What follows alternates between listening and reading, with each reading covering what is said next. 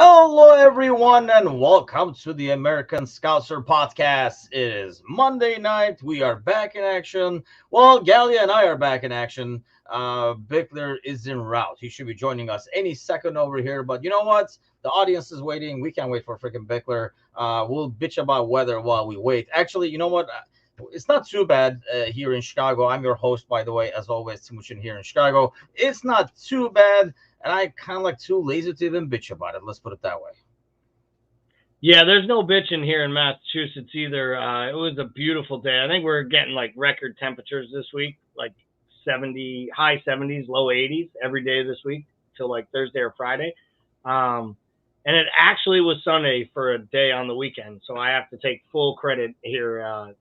It would be a complete curmudgeon like approach.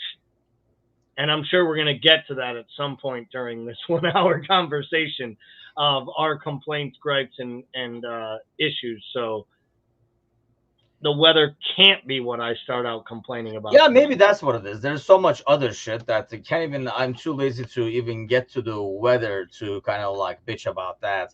I mean, yeah, obviously, it's after a weekend like that, after a game like that, and with everything that's going on, it's really hard to just focus on soccer and talk about performances, lineup, and stuff like that. Sadly, the conversation has been, I think, since the game. First of all, it's kind of hard to evaluate um, like a team that's playing with 9 men and people playing out of what they're supposed to be doing and things like that. So we'll probably focus on, sadly, the non football, non soccer side of things. So we'll start, obviously. I don't think we need to revisit the game itself. It's been like over a day now, where it's almost been like 2 days now. So we all seen the tape. We kind of like, you might have your different opinions on like the Jota thing, the Curtis Jones thing, but just to have it on record, real quick over here, Gally, give us your quick take on where you stand with those two. I think the Diaz one goes without saying. So we'll just go with the Jones one, the ones that are a bit more subjective. All right. So I'm going to be very clear here. I don't think that Jones needed to see a red card in that match. I'm not shocked that he got a red card for the offense. I will say this. I think the application of VAR caused the player to be sent off. And what I mean by that is I think that as soon as the VAR tells him to go look at the monitor and he walks up to a monitor with a still image of the leg breaking tackle, and I want to be clear when I say this, I said that firmly, kind of tongue in cheek, but in a still image, it looked like a leg breaking tackle. Because when you see Curtis Jones coming down on his ankle in a still photo, it looks like it could be a really, really, really bad challenge. I just feel like there has to be subjective common sense applied. And he goes over the top of the ball. He catches the top of the ball. He rolls over the ball. We've all seen that 1,000 times. There's not nearly as much pressure coming down on Basuma, in my opinion, in that instance, as the still photo makes it look. And I think a yellow was an absolutely right call on the pitch. On the field, I think it should have stayed at that. But as soon as Simon Hooper walks up to that screen and the still is the ankle with an angle and studs up, he's off. That's human nature. You feel like you made a mistake, and it actually goes against the exact rules that say that non-subjective plays must first be shown in full speed only until the match official asks for it to be brought down to slow motion. So you poison the chalice the moment you show the still, and we all know that it was a still because we were lucky enough to get to see it on the screen as good old Fat Simon walked up and his big mug got up there. And the moment it happened, if I were Curtis, I would have been already, hightailing it down the tunnel. Yeah, I was telling my Twitch this morning. I kind of expected almost like a little, like a cartoon effect, like that, say like kaboom or bzang or something like that, like next to it with like a star. That's what it looked like when he was like walking up to it. That's what it looked like it was gonna look. Yeah. So I mean, I think we're in agreement there. if you just look at that, you're like, holy cow, that's a red. But how it happened and how it came about is that Bickler joins us. Bickler, let's before. Don't you think that you got away without trivia? But before we go back to trivia, we're kind of like recapping the We're decision. 5 minutes and 43 seconds in. You guys have done trivia already? No, That's how why you were late. he knows your game. He knows your game. So you can play this game, buddy boy. So the trivia is waiting for you, simmering in the back over here. Hold on a second. My computer just slowed down. Reboot. So Jones, Cole, give us your take real quick. Red, no red, yellow, purple. What do you have? It's a yellow. I think when PGMOL says something like significant human error in terms of that offsides call, I think you could say that about the entire match, considering the fact that the actual letter of the law in this situation is, in general, and this is a direct quote, in general, slow motion replay should only be used for facts. Position of offense, player, point of contact for physical offenses, handball. Normal speed should be used for the intensity of an offense or to decide if it was a handball offense, which by the letter of the law, I mean, it's very, very clear that we're looking at the intensity of impact in this. And I think both players making a play on a ball going in and the ball's moving, this is the very same reason that this group said it was not a red card offense when Oliver Skip did that to us, and the same reason that this was not called when Harry Kane went high on Robbo. It's unbelievable how we can continue to try to do these mental gymnastics around this with the inconsistency. So we're all in agreement there that it was kind of like, my thing was at the end, they will still focus on that last image and try to wiggle their way out of it. That was as of then. And then obviously the goal happens. And then obviously the Jota situation. Let's address that real quick. We will start with you on this one, Bickler. Jota's, I think we can't argue the second yellow. The first yellow, how upset are you? First yellow is not a yellow at all. It's a player falling over themselves. And the second yellow is a red just for Jota being stupid. I just think when you're on a yellow in quick succession, you always see these double yellows come within 5 minutes of each other. I feel like, you know what I mean? And it's like, dude, calm down. You're on a yellow. This match is already insane. Why would you leave both feet? People are like, I almost feel like the red's justified just for being that dumb. But yes, the first one is atrocious. And I know that we'll probably get into it, but I also think if you're going to give Jota a second yellow, you're giving the player who's on a yellow, who's asking for a second yellow as well, considering the fact that's a point of emphasis this year. Yes. There was a lot of inconsistencies throughout with that, yellow motion, because he should have been gone in the first yellow. When Jota got the yellow, we should have been 10v10. Maybe that doesn't happen and all that kind of stuff. I guess, Gally, we can't really argue that, it shouldn't even be a foul, right? The guy kind of hits himself. But I'll be honest, as I was watching it live, I thought it was a foul and a yellow too. Only in slow motion you see that. So while it's the wrong call, out of all these bullshit calls, that's probably the most excusable one to me. Let's put it that way. Yeah, I have to be honest. I was waiting for Paul to finish, and I'm going to agree with everything Paul just said, including, the point of emphasis, Dogi asking for the yellow. Now, if you watch it, Simon Hooper is actually already in his book giving Jota the yellow before Udogie goes to do the yellow. So if it shocks anyone, Simon Hooper missed something right in front of his face on Saturday afternoon. But he really wasn't even looking at him. I thought it was a yellow in live time. And they don't get replay for yellow cards. But to Paul's point, I actually have absolutely zero problem with Jota being sent off. Because I think the second tackle is a yellow all day, every day. And it should almost be a straight red when you're stupid enough to do it. Yep. 10 minutes after your first foul, when your team is already down 10-11, and nothing is going your way today. And you want to get on the wrong side of the manager? That's how you do it. Nothing there worked. And Jota does that a lot. like where he does this, like getting under people's skin, and he chirps a lot. He's very boisterous. You know, we've seen the celebrations and the cojones things that he loves to do, and his dancing in front of opposing crowds. And it's fine when it's working for you. It didn't work on Saturday. But this wasn't even like that. This was like he lost the ball. He didn't want to be responsible for something that's going to come off of it.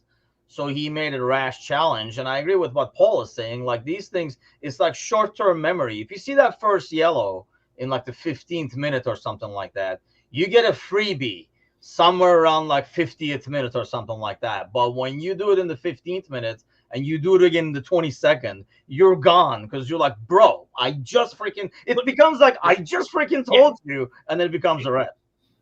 But we also knew the way that this guy was refereeing this match, from literally blowing an offsides call to like not adjudicating VAR properly to the way this went. I knew, I'll be honest with you, as soon as Jota got the first yellow, I actually looked at people in the pub and was like, I won't be shocked if we finish this match with 9. I'm worried about Jota because this is what he does. And to your point, I think it was 2 years ago, right?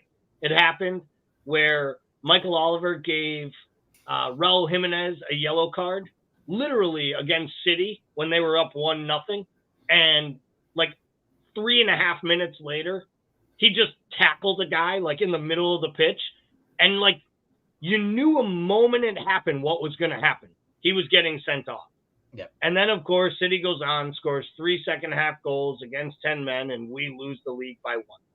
So, like everything else, it just feels like there are these like underlying storylines that always seem to come back and go deeper and deeper. And I feel like Jota, the whole side lost their mind in this match.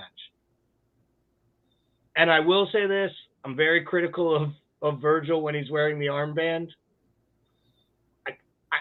I might have needed more from a captain in this match than we got, because I felt like they needed a little bit of leadership on the pitch, and it never seemed like anyone ever grabbed everyone and pulled people together.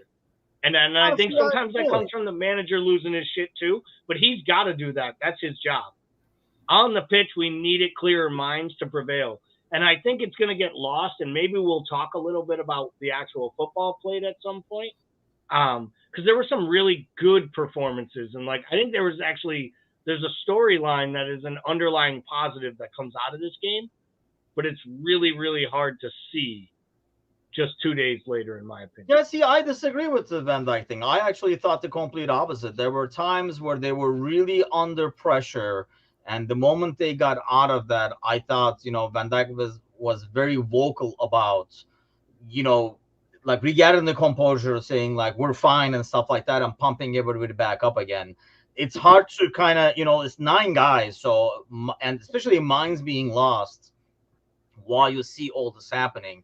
And I realize these guys are professionals and stuff, Bickler, but ultimately at the end they are still human. So they are making human errors, if you will, as like Jota did and did that tackle. But I mean, what did you think about that Van Dijk thing? It didn't even occur to me. I actually thought quite the opposite as I was watching it.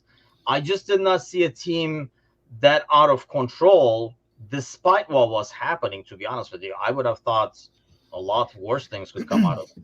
I'll kind of split the difference with you, right? I think that Verge did a pretty good job of not being emotional, especially in critical situations. I do understand what Gally's saying, because if we had Henderson on the pitch, he would have everybody around the center circle in a huddle for a second, like just basically getting everybody together and on the same page, quarterbacking that entire team. And I do think in a way, like, we were probably blessed with one of the best captains this club's ever had in that regard. I think Verge just leads differently. I don't think Verge is ever going to be that guy that gets everybody together like that. And I do think that sometimes you do need that, right? So I can see both things. I thought as a whole, Verge had a pretty solid game, and I thought he did okay regarding the circumstances. This is a really difficult one because it's like he's coming off the back of his suspension for words he used, right? And in this situation with this game, the way it's going, if I'm a captain, I'm almost pulling a referee to the side and being like, what the fuck are you doing right now? And I'm like almost willing to risk a suspension in this match. And he couldn't, just based off the back of the last. I think if anything, that's what's like compared to what if you compare it to Henderson's captaining, and maybe that is the English factor, not only the language, country factor, the dialogue with the ref, and sometimes it's positioning as well, Bickler, because it's a lot easier for the midfielder and the forward to be in the ref's ear. It's hard to abandon your post and go up to complain to the principal's office because you gotta kind of like watch the back. So you gotta like keep in mind. I think that's another factor too, and obviously how the refs handle, I think, players differently, and like the English midfielder captain would be handled, I think, a lot differently than anybody else. What's going on, John? Thanks for joining us. Give us a like and a subscribe, by the way. YouTube, we did already contact. Our giveaway is over, but another one is coming around the corner. So go ahead and subscribe to our YouTube channel to qualify for the next one coming up. But before we go further and see how the club handled it afterwards, I'm going to go over the statement and obviously what we asked for and what we can ask for moving forward. We'll go with the statement and the excuse and stuff first. But we cannot skip, despite the efforts of Bickler over here, we cannot skip the trivia section. And I made an even easy one for you, Bickler, because we all need a kind of a pick-me-up, I figured. So I'll go like a beach ball that even you guys can answer. Let's put it that way. You know what I mean, Gal. Nope. Shaking your head. You know what I mean. I can't really hear you. Even have confidence in that. You're like, no. We're not. You're breaking up. I'm having technical issues. I'll repeat it, buddy. Whenever you're ready, just let us know. Yeah, I mean, whenever the lag is over, we'll just do that. I can't even use the excuse. I fixed my freaking lag problems. I don't even have the built-in lag anymore. I would have been like, what? I'm pretty sure the internet. Yeah, do the old there you go. Like do the old like voiceover movies, like the mouth is not lining up with the sound and stuff. Okay, this is an easy one. Even you guys can get it. Players from Belgium who played for Liverpool. Yeah, Simon Mignolet. That's one. Divock Origi. That's two. Galley. Well, that's ridiculous. He just took the two that I was about to say immediately, you bastard. Hey, oh, no. Belgium. I just, God damn you. Come on, people. Players from Belgium who played for Liverpool. I'm sure the audiences know. They're probably yelling. I don't even understand why why is this even a topical We're playing a team from Belgium this week. Well, what? That was a good explanation, I thought. It is a good explanation, but I wasn't ready for it. So I'm looking for the lag. We're just wasting time over here pulling up his socks. We did one on referees. Timuchin would have got another one of those Facebook messages that said we were copyright infringing. Yeah, exactly. It's a good point. God, I would have went to Divock second, but I don't even. Okay, I don't know why my brain's One more, people. One more player from Belgium. Played pretty recently, like within I'm not going into like 60s, 70s over here. That's why I thought this was a beach ball. You guys were going to throw it, and we're going to keep going. You're going to say the answer, and I'm going to be irritated that I know the player's name. You will. Okay, let's remember the time. Let's let him down over here, because I had high hopes for you guys, but there goes that. He's a forward. It's a he, and he's a forward. Appreciate that. See, John, everybody is baffled. Come on, man. I thought everybody would get this one. I thought it was an easy one. I'm like, it'll be an easy one. We all needed a little pick-me-up this Monday. He's tall. He is not in Google, Bickler. No, he isn't in Google. I am Googling it. I'm pulling a Jamie right now. I need to look. This is my favorite part. My favorite part is like we're actually acknowledging how we handle the normal times. Normally, Bickler and I just try to talk about something so one of us can look it up while the other one is being called out on screen. Tracker. Christian. I have just just forgotten that entire period. And the Benteke era is arguably one of the worst because when he gets signed, you think to yourself, like, wow, there was this striker. for Aston Villa, and he scored a ton of goals, and everybody wanted him. And then he came to Liverpool, and it never worked. But I never wanted him because it never seemed like he was the type of guy that would fit. But I really didn't want him because I never thought he would fit with Brendan Rodgers. And then we got rid of Brendan Rodgers and we got Klopp, and I was like, oh, man, it's probably like the only worse fit than Brendan Rodgers is this guy playing for Klopp. So when you lose out and you like don't remember large periods of times that are like terrible times, right? My therapist says that's a common trauma response. And I always just thought it was like linked to recreational drug use. So it was good to know that that's actually like a therapeutic, like that's actually a physical thing that happens. If that was the case, I wouldn't remember shit from this weekend. But I guess maybe I do need more recreational drugs or something to help along with that. But okay, so let's get back to, since you guys couldn't even muster this, I'll try to come up with an easier one next week. I don't know. I'm really trying over here, people. That was pretty easy, actually. To be fair, that was pretty easy. Yeah, actually. that was really. I can't believe. Good. Shame on you guys. Okay. That's a bad one to miss. That is one more reason the PGMOL ruined my fucking week. Seriously. If you can embarrass me during trivia, you are taking it to a new level, people. We'll just track this mistake to a human error. That's why you guys couldn't come up with Christian Benteke. So let's come to that. So they come up with a statement after the game saying, John says next week's question, who's the best in the world? Yeah, that will be a big fight. We'll get it wrong. Don't worry. Yeah, don't worry. Someone will say something other than Messi. So they come up with the statement initially, and they're like, yes, we screwed up. Shit happens. And then we find out actually what happened is even worse than what we thought happened. Because honestly, I wish they would never have told us that, because I felt like, Gally, it made it 10 times worse that they said, oh, yeah, well, the simple fact is we were not watching the game, you see. So when we looked at it, we didn't tell the guy. Still makes no sense. Are you even buying the explanation? Let's go with that. Or is it a cover up for something even more stupid, if that's possible?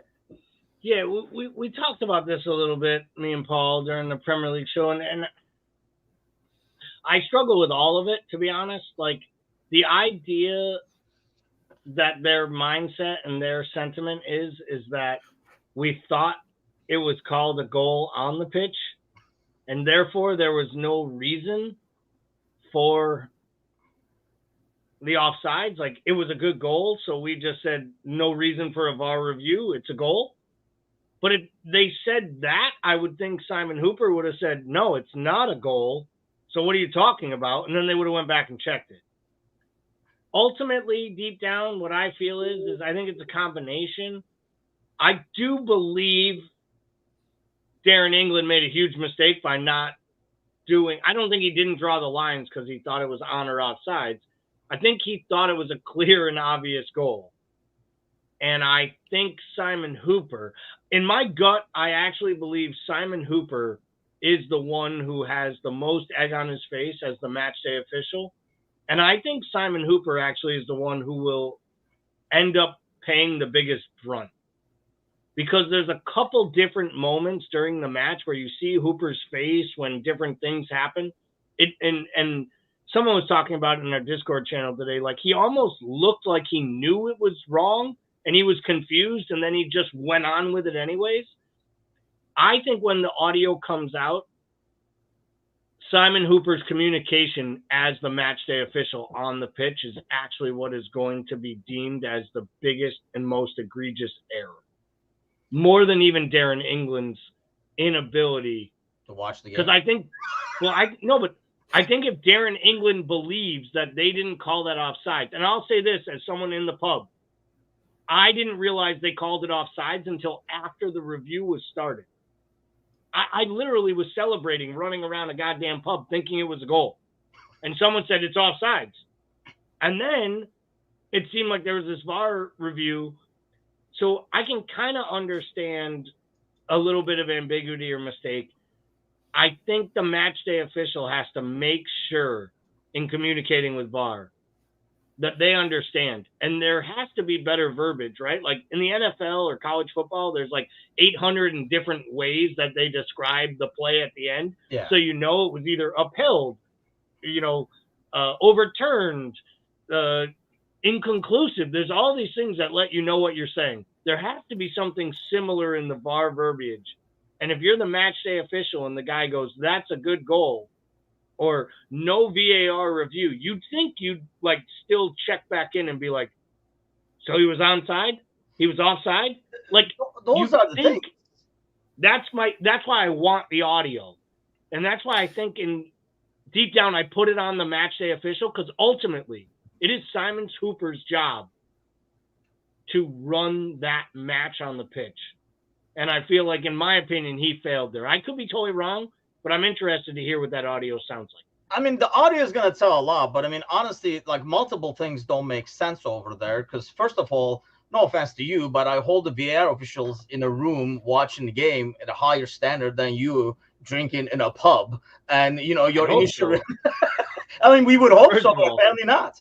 I mean, because you guys were watching at equal levels, and one is getting paid I'm hoping a quiet room, but it looks like they're playing poker, 4 people in that room over there, and they didn't know what was happening in the game. So that there is that, first of all. And then the second thing is, Paul, like, are they getting charged by the word that they have to keep it really short? Like check complete, like no more questions. Like I actually disagree a little bit with Gally here. I actually think Darren England is responsible for the majority of the big things that happened in this match incorrectly. Because, like, first of all, like, I just picture him loudly eating a bag of Fritos and watching like a CSI Miami rerun and being like, "Wait, what?" And like just being like, "Yeah." He's like, yeah.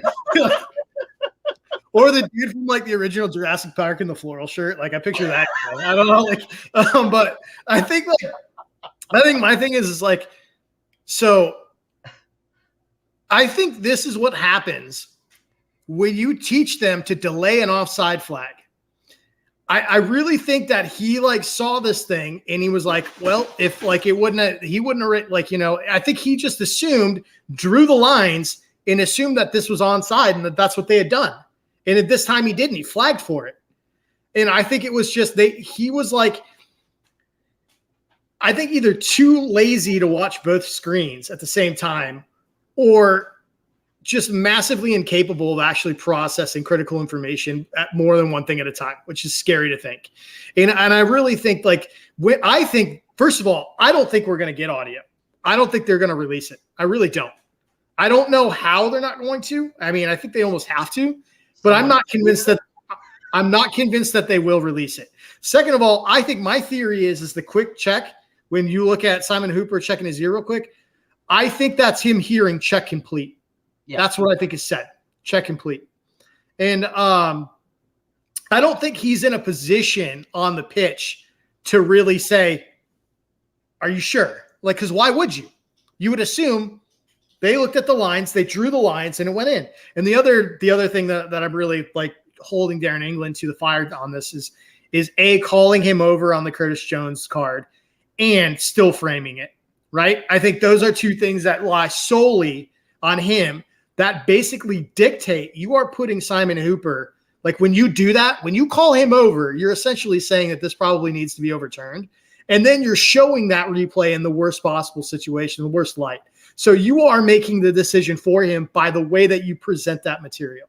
And I think both those things are like just almost criminal, and they're just absolute disregard for how that should have happened.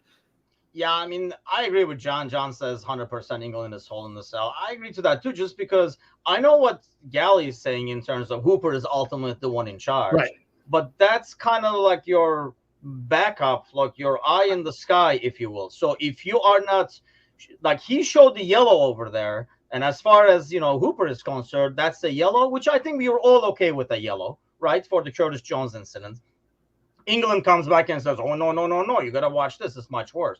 And with the goal, it's offside, the flag is up, and it's being checked, and somebody says check complete, you're good. So he says carry on. for them to like keep saying, "Are you sure though? How about did you check?" I mean, it's not like your kids going to soccer practice where you're like, you have the shin guards, you have the socks, like this is like a pro doing his job over there. So you're like, hey, like, are you like, he's not gonna be like, are you triple check? Did you triple check? I can see that. My argument on two fronts is I didn't put the Curtis Jones thing into this conversation at all. I was talking purely about the offside thing. I said earlier already, I think the Curtis Jones thing was 100% on Darren England for showing a still photo. And if it wasn't for that, I think Simon Hooper would have done the right thing and stuck with his original decision. I think if he had seen it in full speed before he saw anything else, he would have stayed with the yellow card on that play. I think where my issue is with England is and, we love to take shots at, all the different refs that it's easy, right? Everyone loves to take shots at Anthony Taylor and how he makes it all about him. I believe if that were Anthony Taylor on the pitch, he would have been in more communication with his VAR to understand exactly what they were doing on the offsides play. And to Paul's point, if what we're really complaining about is the late flag, there's just as much of a chance about the late offsides flag as causing Darren England excuse or reasoning for basically, I hate to say it, in some ways I think Darren England was as much caught up in the great goal that was Luis Diaz's finish. And in a way, he's sitting in a room, he's looking at it, similar to the drunks in the pub that I was with. Thanks for calling us drunks, by the way.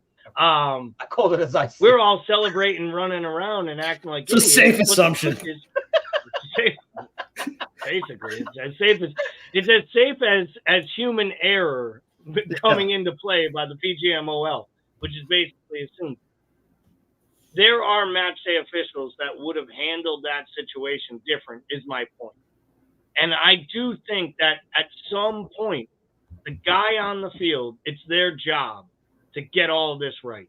And in most instances, offsides is not something they would ever question. But I don't know if we believe Darren England thought the goal was genuinely called onside on the pitch, he would have said check complete. So that is a human mistake, and he makes a mistake. And I don't know how you redo that. If he actually saw it and is just genuinely screws that thing up, and now they're trying to backtrack and all this story, that's where I think the audio is the only thing that sets the story right. And to Paul's point, I would normally say we're not going to hear this audio. But we're getting this now from like writers like Henry Winter and like David Ornstein saying like we need transparency here. You have Mark Goldbridge defending Liverpool supporters and calling out Gary Neville. Like, you're like Richard Keys supporting Liverpool. Yeah, Richard Keys. Like, there were other people today saying this isn't about Liverpool being wronged. This isn't that the silver lining in all of this, though? Finally getting it all right. Like, to me, this is a watershed type moment. Like, if you want real change and transparency into this bullshit, you have to have a big moment to make it happen. And it's the one thing I'll give Kazi credit for in all of our Discord channels is he hasn't been like, give us our 3 points, let's replay this match. He's been saying, like, this is football. Like, this is a moment for football to change and make things better. And the only way that happens is if supporter groups get crossed here and it actually becomes something about the sport. And it felt to me, for the first time in a long, long time, like the sport of football rallied around a topic. Because I haven't heard anyone outside of like some like butthurt Spurs fans who want credit for 3 points they don't deserve. I mean, really to whine about. When we listen to the audio, I think more than the initial audio particular, because I think that's going to be as stated. Like they're going to be like check complete, and then they're going to keep going. I want to hear the next 5 seconds when they are taking the kick for the offside. What was said then? Because I understand, yeah, once it kicks, you can't stop, blah, blah, blah. But which one is worse? Like stopping it 5 seconds later and be like, no, no, no, no, dude, we said it's a goal. Unless they're not watching it again and he's back in this bag of Fritos, like you were saying. I mean, they could have done that. And even though it's against the rule, blah, blah, blah, it's a lot less egg on their face compared to what they're dealing with now. Because it would be like, yeah, you guys really screwed up that communication over there, but at least the right call was made at the time. Would be right. And this is where I have serious concerns about anybody refereeing at this level to have that lack of ability to crisis manage. Like, I would think that Darren England would be like, even if the kick had gone, had been in Simon Hooper's earpiece and be like, we need to stop this. And I think that's going to be the important part of the audio, right? And that's the part I don't know we're going to get. Like, are we going to get the communication of like, this definitely needs to be, or are we going to know that Darren just eats it and thinks, well, fuck, it happened. Like, I guess we just move on. We'll have a nicely worded apology letter and a full investigation after the match. Like, and to me, that was the fun. That was the most absurd part of that entire thing was like in the statement, I was like, we're going to have a full review of like, how many reviews? I feel better about it now. I mean, what's going to come out of that review at the end is going to be, we can't say more than 2 words on the radio. I guarantee you that's what's going to be from now on, we change the system. We're not going to say check complete. We're going to say check complete, offside confirmed, or check complete, goal, blah, blah, blah. That's going to be like, how is that not the fucking case?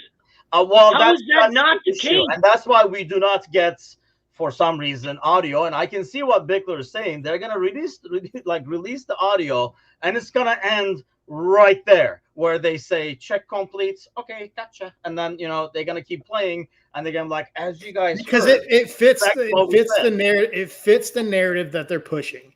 And it's not an implausible narrative, right? But it's not the full story. And it's not it's not full transparency as to how badly this thing has been dropped, right? And I think that's like the PGMOL's consistent lack of not only transparency, but willingness to be transparent is what is arguably more concerning than anything. But I think that's what gets to me. I mean, we're talking about this in the morning show as well. And I know, Bickler, you're Mr. Anti-VAR. I almost feel like they are using this. This conversation has been somehow, in many ways, twisted to a VAR conversation, which is not a VAR conversation. It's like, what the hell you guys are doing with it? But I almost feel like, look, this is the league that got VAR last. And I guarantee you these guys do not want VAR. I almost feel like, Gally, that this is like a great thing to say, you know what? There are so many issues with this. We're going to put this aside, figure everything first, and then we'll bring it back. Because I think this league does not want it because they are just they see themselves as an organization that should not be questioned or monitored. They're like, we got this. We make the calls. You guys live with it. They don't want people looking at the monitor, listening to the audio and all that kind of stuff. They want to be the one ultimately ruling the land. Yeah, I mean, this wouldn't be an issue in Italy. In Italy, they're playing the audio in the stadiums between the match day official and the VAR officials the entire time. They're letting everyone hear it. They have no problem because that's a league that's had corruption issues. I was just gonna say we're talking about fucking Italy figuring out how to get it right and not cheat shit, right? Like, seriously, Italy, people. Like, it would be like someone in Spain being like, yeah, we figured out that they do a lot to help Real Madrid and Barcelona. Like, it's just crazy. But at the same time, right, like, we love to make fun of the MLS, right? We do a good job here. We poke a little fun. We get under the skin of our MLS supporters. We do. We love it. Never heard of her. And yeah, never heard of her. But the truth is, they were voted like 2 years ago like the best VAR league in the whole world, the MLS. And Howard Webb was in charge of it. So everyone was all excited. They were like, oh, Howard Webb's going back to be in charge of England's VAR. It's all the match day officials. It's going to make everything better. And it's broken everything. Because we already We already have these biases in England because there's so much history and so much rooted in the storylines. But is And it because the Major League Soccer does not have much scrutiny? Like, I don't watch much Major League Soccer, so I have not even seen him handle these situations. Is it because there are so many more eyes on this? So you can make a mistake in Major League Soccer and not be as blown up as an issue, whereas the Premier League, the world is watching. I'm not saying, I'm just asking you. No, I think you're probably right, but I also think they rate these things on like the percentage of other officials who say the call was right and was it actually adjudicated based on what your rules are. The reason that they get the high ratings wasn't actually for getting VAR decisions right as much for actually adjudicating it the way the rules say they're supposed to. And like VAR is handled differently in Italy than it is in England. There are different levels of standards to overturn a call in Italy than there are in Germany. And I think sometimes that goes into the rating scales and like how it gets figured out. And I think what it was with the MLS was that their definition for when you use VAR and when you overturn a call was actually clearer to the point that it allowed the VAR to actually utilize the technology for what it was meant to be by like the letter of the law. And in England, we talk about VAR being there to correct clear and obvious errors, yet guys dive and we don't give them a yellow card for a dive, but we don't call it a penalty after it was overturned.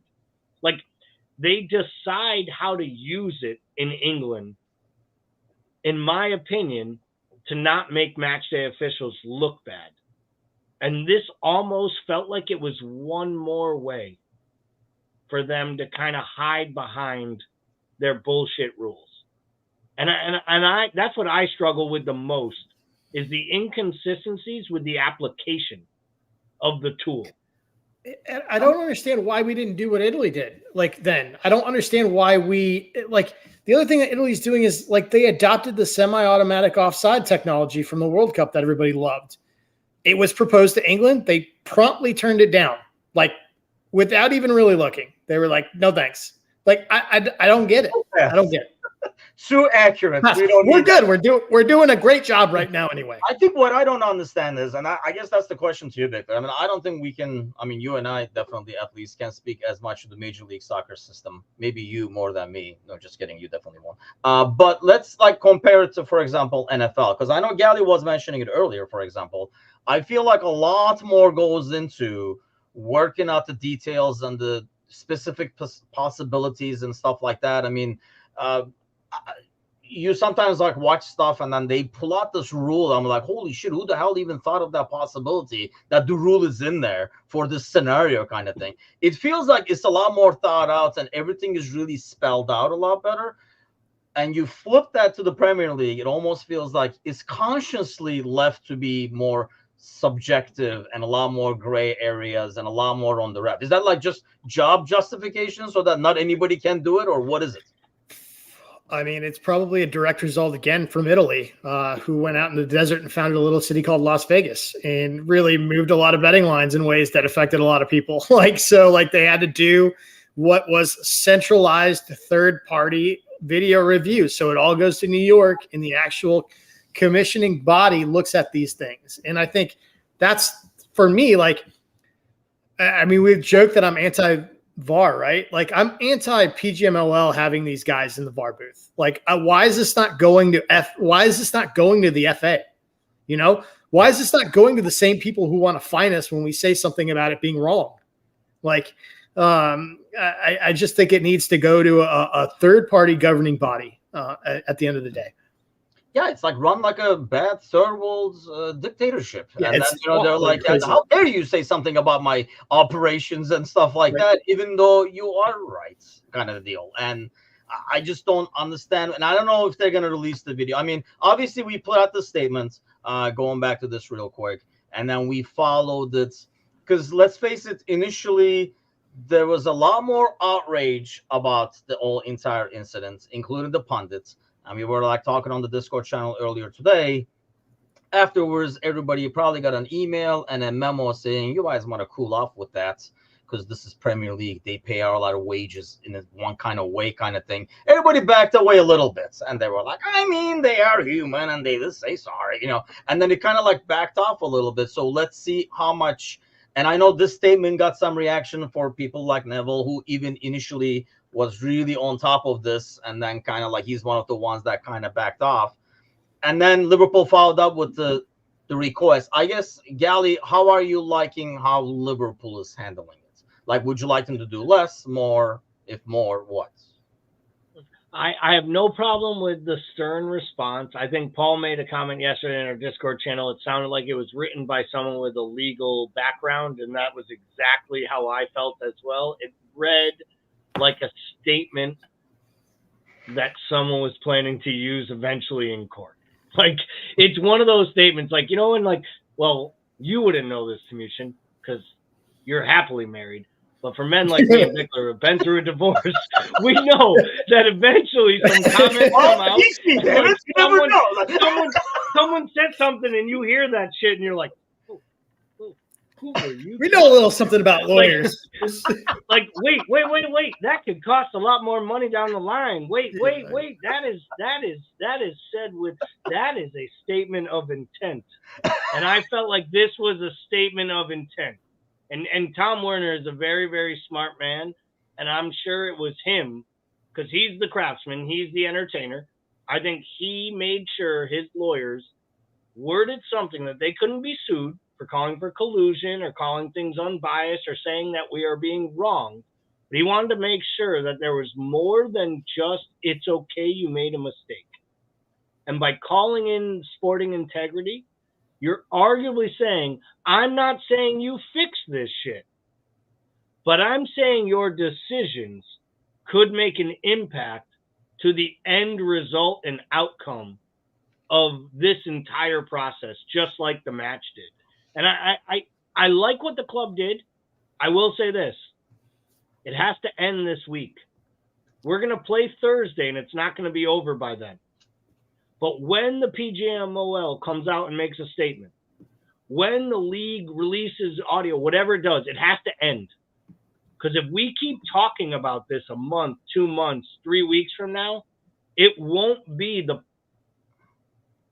net positive result I think this might end up being on our club overall for the long haul. Yeah, I'm glad you mentioned that. I do believe that. Yeah, because I was going to bring that up in terms of like how it affects us. And I think the international break coming in, I feel like I would extend your deadline pretty much to when we come back for the derby against Everton kind of a deal, because that gives you basically 2-3 weeks to sort out your shit. Because especially if the audio comes out, there's going to be a reaction to that. There's going to be a counter reaction to that. Sort the shit out then, and then kind of like figure it out. I mean, I am not too optimistic, but something has to be done. I mean, I read the statements and I was talking about, I mean, this is sadly very familiar territory to shit that happens in the Turkish league. And the Turkish team, this is like the first time Liverpool probably has to issue a statement like this. But when you issue these weekly, like most Turkish clubs do, especially like Fenerbahce and Galatasaray and stuff, the language gets like obnoxious, sarcastic, pointed. It looks like Bickler wrote it instead of a lawyer wrote it. So let's put it that way. That's the level it goes with. It is pretty pointy. And I was telling it to my brother, and I was like, yeah, this is how they do it this is how the English do it, apparently, because it was worded, I thought, extremely well. What will come off of it, you think, Bickler, if anything? And more importantly, how do you think this affects the team moving forward? That is to say, like, I think they will unite, but will they? Oh, I 100% believe that we came out of this game with more positive than negatives, because I thought like this side showed a resiliency and a quality that champions have. And I think that's what Jurgen sort of hinted at or came out and said at the end of the match. And I wholeheartedly believe that this situation brought this team together. Even players that didn't play, you watch how Nunez walked out and what he was, like how he was acting coming off. Loved it. I don't know if it's going to change anything. I really don't, because like I just don't think there's enough incentive, and I don't think the pressure is high enough from anybody for the PGMOL to enact changes that create transparency and fairness in a way that they're probably not comfortable with. I'm not convinced that there's any change. And I can tell you what, I'll tell you one thing that comes out of this. If they hit McAllister, if the FA hits McAllister with a 4-match ban for his social media activity, I have a passport. I love to travel and I love to make noise. And I will, like, they better hope that I'm on a no-fly list. And if they hit McAllister with a match ban. I was going to say, I thought you already were, but. Been flying a lot lately with no problems. Been flying a lot with no problems. And they're going to have a problem if they hit him with a 4-match ban because I have unlimited PTO where I work. I don't think they would just because of this, like what's going on right now. I don't know, dude. Say like players get nailed when they say that other players. I think he's getting at least a match ban. I don't think he's going to get the 4. I think he's going to get a 1-match ban.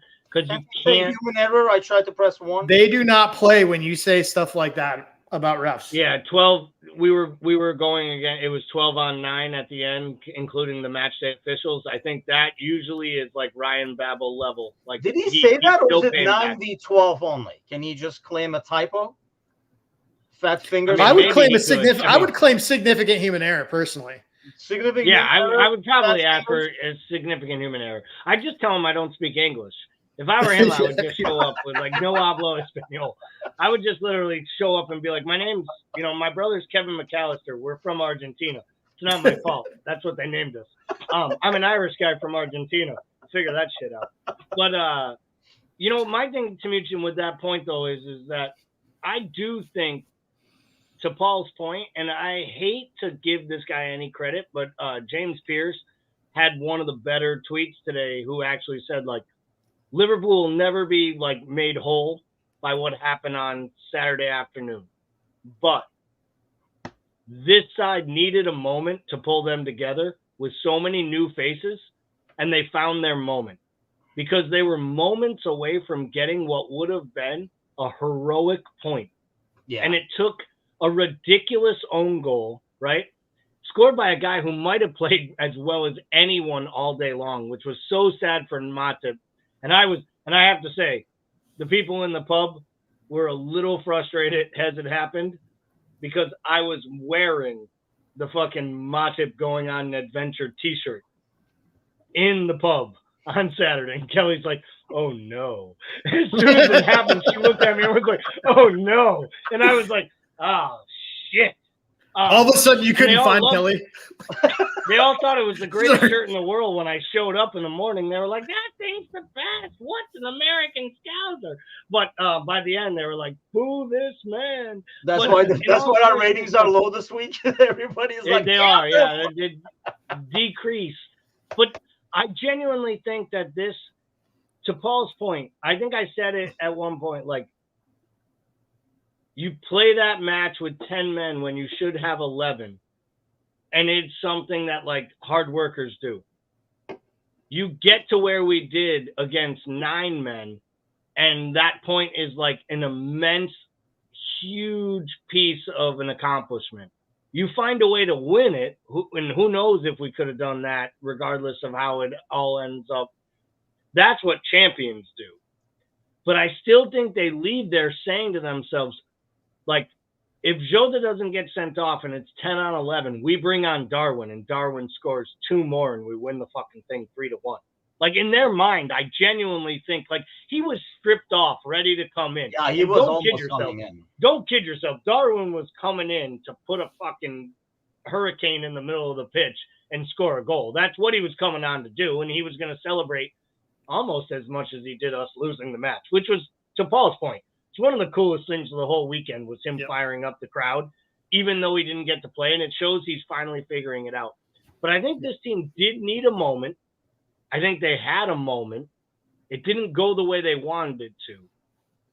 But I think, to James Pierce's point of what he said, we have questioned whether the mentality monsters would ever be back. These guys Saturday afternoon looked like they were the mentality monsters of the championship winning team. The team that no matter what the odds are can win. And I think that for Szoboszlai, McAllister, Gravenberch, Endo, I think for these new players, I think this was a galvanizing moment, and we might look back at it at the end if we win some special stuff this year and recognize this wasn't a good afternoon, but it meant a lot more in the big picture of the season than we thought. Yeah, I think, they had that huge game and that moment against Newcastle, right? It was like, we can do it if we kind of put it together, kind of a deal, like, even with 10 men and all that kind of stuff. This point was going to be Bickler. It was going to be worth like 5 points in my mind, because I thought, it was definitely against all odds. And we know, every team does this. This is us. Nobody believed in us and all that kind of stuff. And I think this team will bounce off of this in a positive way. But will it, going back to what like Gally was talking about, like getting it resolved, I don't think this team ever had an issue with drive or desire or anything. What will they get out of it that's going to start the Brighton game differently or play the game against Brighton indifferently? I just think there's a growing sense with this team that it's them versus everybody. And that they're like, I think the growing sense of that leads to a growing sense of resilience, which means that, like, I think teams like that respond differently when they go down in critical moments. Like when they go down a goal early or when they go down like big late in big matches, I think those teams respond differently. So I think that really this is sort of the platform to build off that. I think it bonds players. Like when you go through things like that together, it's kind of like those players that go through training camp. Like when they go through training camp, you go through a certain number of things and you get bonded. And I think this is sort of like that. I mean, you can kind of liken it to like, this is probably not the best analogy, but this is sort of similar to what people go through when they're banded together in the same troop and they go to war, right? You remember those guys forever, right? And I think that's like obviously not trying to demean this is like just a game, right? But like I think it's a similar situation where you do remember those guys forever, and it's a brotherhood in a different way. Yeah, that makes sense. I think that's a good point, because those are a bit more memorable where you kind of have to really go against something together, whatever that may be. And usually, like in a case like this, obviously you're going against kind of like the injustice of the whole system and stuff like that. And I think, it's one thing to go against the financial injustice and all the shit that happens behind the doors with, fake sponsorships and relations to Saudi and stuff like that. I think, players kind of know that and now kind of like semi-accept it, if you will, as part of, sadly, the sport at this point. But this is kind of like a totally different ordeal, because you're like, you can't do this shit at the same time. And I do expect him to kind of like bounce back in a big way because of that. And I think we saw that the team is capable of that. I mean, like with 9 men, I mean, obviously, like that's why I didn't want to go into it as much today in terms of performance and stuff like that, because it is hard to judge. But you saw a lot of heart, a lot of efforts, a lot of good defensive work, I thought, overall, because that is definitely not an easy ordeal to play 9 men against a good Tottenham side, ultimately, with a lot of weapons. But before we leave, I'm not going to go into the lineups and stuff like that anyway. We're kind of like running out of time as well. We'll have the Wednesday morning coffee show, and obviously we're going to have the pre-match before the show to talk a lot more about that. But let me get a quick prediction from you guys for Thursday's game. How much, without going into the details of the squad, Gally, like how much of a rotation are you expecting? 50%, 80%, and what kind of a score are you predicting? I'm thinking there's going to be somewhere between 60 and 70% rotation. I think it won't be as much as the last time when we had all 11 players rotated out. I think there will be very similar to, I think the similar starting rotation or lineup to what we saw the last Europa League match. Very similar. And I'm going to say we throttle them. 5-0. Dang. That's a bold prediction right there, Bickler. What do you have? I don't know how anybody's picking a prediction that's not 3-1, to be quite honest. I mean, yeah, what the hell is I was about to do it, but I thought it was you left it for me. Thanks, man. I don't give a shit about Tim. I'll say 3-1. Thanks, I do agree. I appreciate you too, brother. Hey, it's nothing personal. It's just the fact that you do trivia every week. And like I don't know. I have one more. Fair. I'm just kidding. Go ahead. I do agree with Gally with the rotation. I don't see as much as the first group game, but I do think there's going to be a fair amount here, especially in that midfield.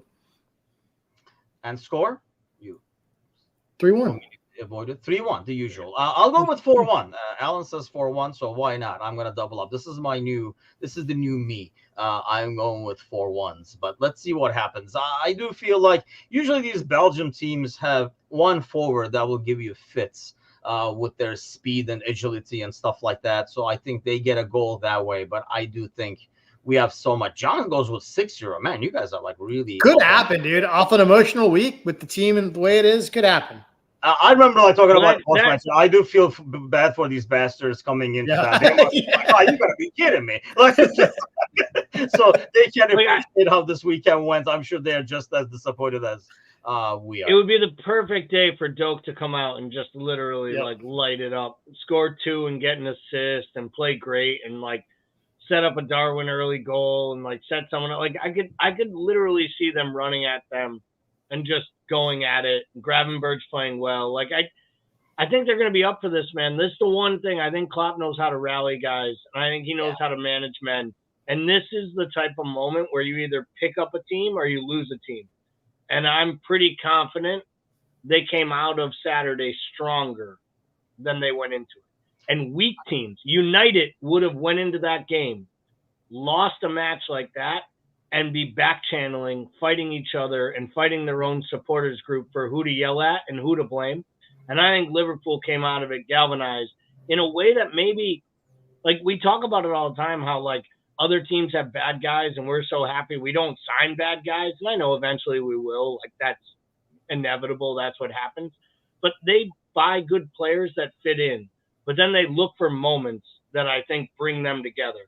And we like talked about that trip to Austria 2 years ago and they rode bikes and wore their helmets and then they were all buddies and like they came out of it and they went on a crazy ass run. I think if we win big honors by the end of this calendar campaign, I think we will look at Saturday in more positives than we do negatives. Because I think it's a moment like that Klopp can use for the next 2 months to build on why we are special. And they aren't. Especially for this 2.0 version of Liverpool, I think that was kind of like a good way to kind of like push it, kind of like what we had in the past. I don't know, more than this Thursday's game, really, I am more concerned and focused on the Brighton game and see how we respond there. I kind of like the fact that Brighton is playing as well. Otherwise, I'd be more worried. But it should be interesting to see what happens. We'll be back Wednesday morning. We'll definitely talk about a lot about that in our morning coffee show. And then obviously we're going to have the pre-match, and at night we're going to do the post-match with our regular podcast as well. So as always, give us a like, give us a share, subscribe, do all that good stuff. Usually on the bottom of the screen over here, there should be a bunch of buttons to press. Smash all those, as Bickler would say. Ah, damn it, I forgot to bring the video. But yeah, we'll play it multiple times next week. That'll be your punishment. But have an awesome week, everybody. Don't make any human errors out there, and we'll see you guys next week. Take care.